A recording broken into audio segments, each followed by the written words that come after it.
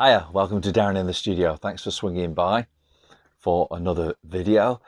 You find me in a very soggy Leicestershire, United Kingdom. It's done nothing but rain here. We were meant to go and see one of my favourite bands, the Long Riders, last night in Birmingham, which is about an hour or so away.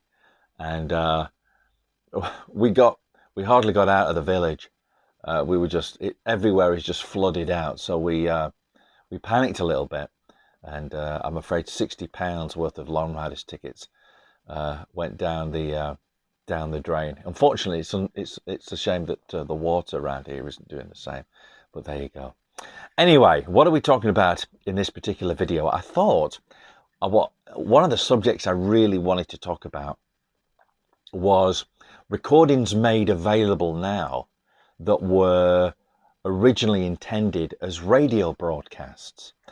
Now, I went through my collection and I thought I'll probably be able to, pick out 15 albums and then get it down to 10 albums.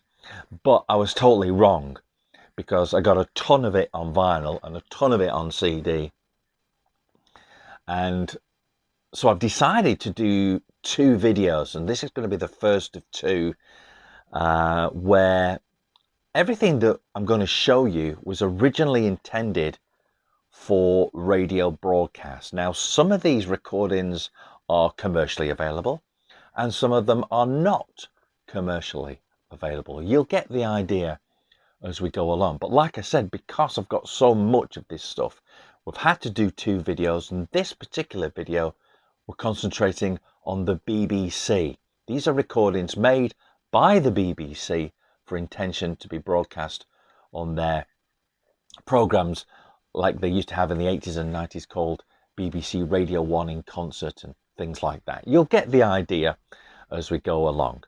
All the stuff that I've picked out for you is in alphabetical order. There's 10 recordings here, and like I said, some of these were commercially available and some weren't. You'll see what I mean as we go along.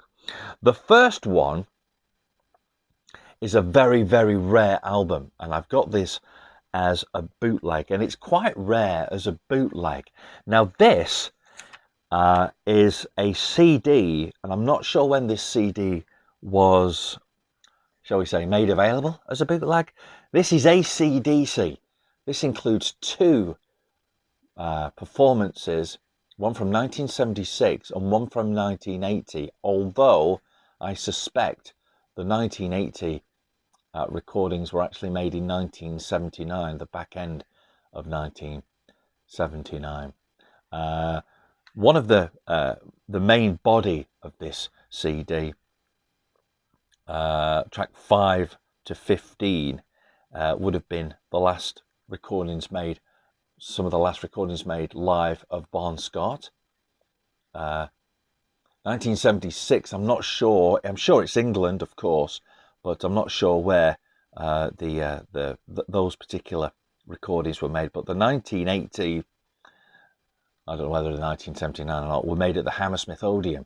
And two tracks from that particular live recording were actually made officially available on the B-side of the Touch Too Much single. And those tracks were Live Wire and Shot Down in Flames, and they were taken from these BBC recordings. So here we are, ACDC. This was probably originally two transcription discs made for the BBC for their broadcast, sort of in concert sort of series.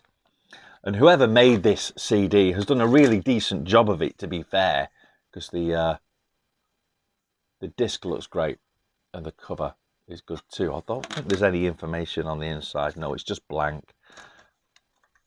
So, first one, ACDC, 1976. I think it's 1979 as well.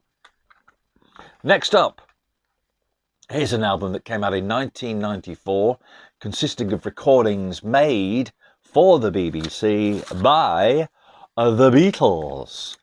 This is the Beatles live at the BBC. It says on the back, between March 1962 and June 1965, no less than 200 and 75 unique musical performances by the Beatles were broadcast by the BBC in the UK. The group played 88 different songs on national radio.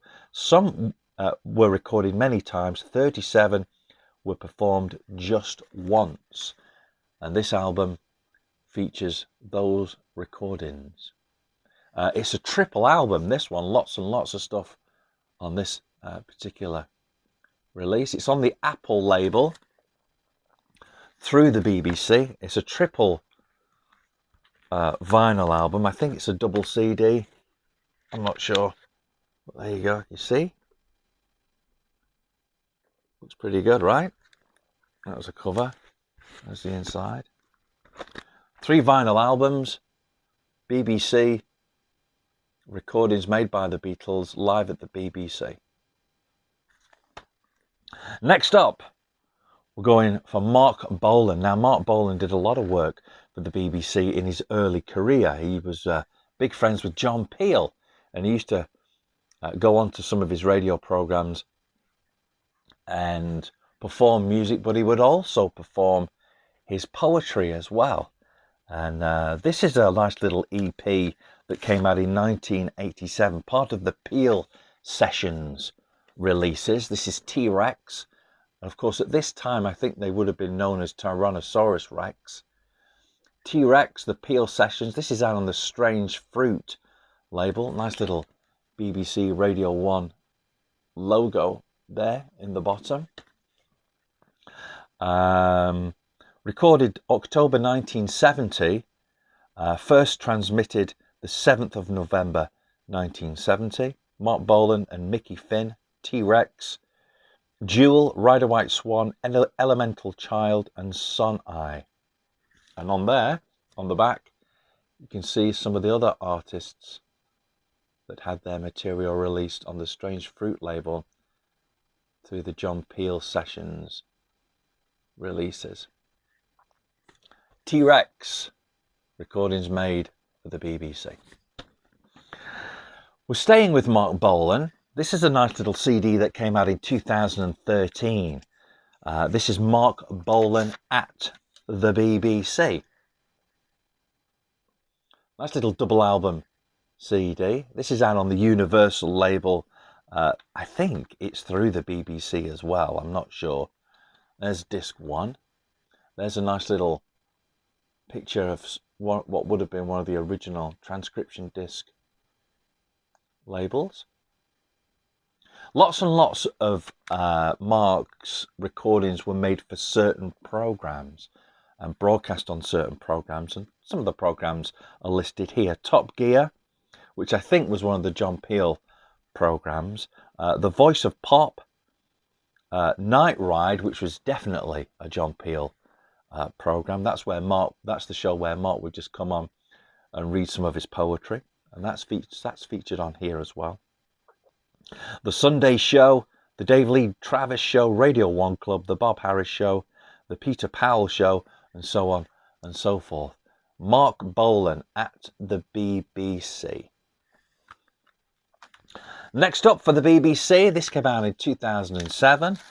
Robert Cray, live at the BBC. This is probably a collection of a couple of shows made for the BBC by the Robert Cray Band. Nice little 14-track CD. These recordings would have been made around the Strong Persuader sort of album time, which was, 1987, something like that. Robert Cray, live at the BBC. This is on the Mercury label, which was Robert Cray's label, but also has the BBC logo there at the bottom as well. Next up for the BBC, similar to that one, Robert Cray, another Radio 1 in concert series set of recordings. This is Steve Earl. This is Steve Earl, BBC, Radio 1 in concert. This has been reissued a couple of times with different artwork, but this is the original artwork that came out. These recordings were made during Steve's Copperhead Road period. Recorded the 29th of November 1988 at the Town and Country Club.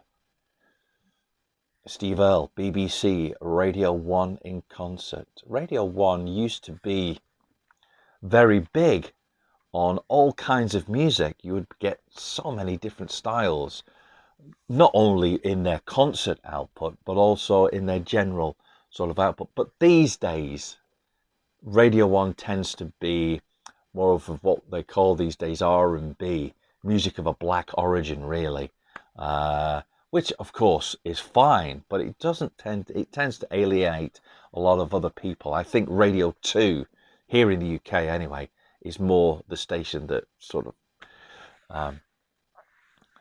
is something for everybody, if you know what I mean.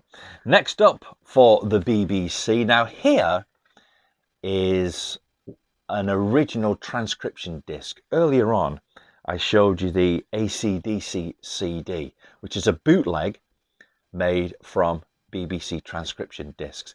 This is an original transcription disc from 1980. This is Steve Forbert. Now, Steve's one of my favourite singer-songwriters. There's not much to show you, really. Just this plain die-cut sleeve with the vinyl record inside. But it gives me an opportunity to tell you how these discs were broadcast. What would happen is a recording mobile would be sent to the venue to record the artist, in this case Steve Forbert. The tapes would be taken back and pressed onto vinyl records, which these are. Then these vinyl records would be sent to the individual BBC stations, and from there the engineer would take the vinyl record, record it onto tape, and that's how it would be transmitted via tape, because they didn't want to broadcast the record with the fear that it would skip or scratch or whatever. So they do it like that, and they'd be able to edit the side 1 and side 2 together, and that's how they would be broadcast. And then these particular discs would just be stored in the archives, and that would be that.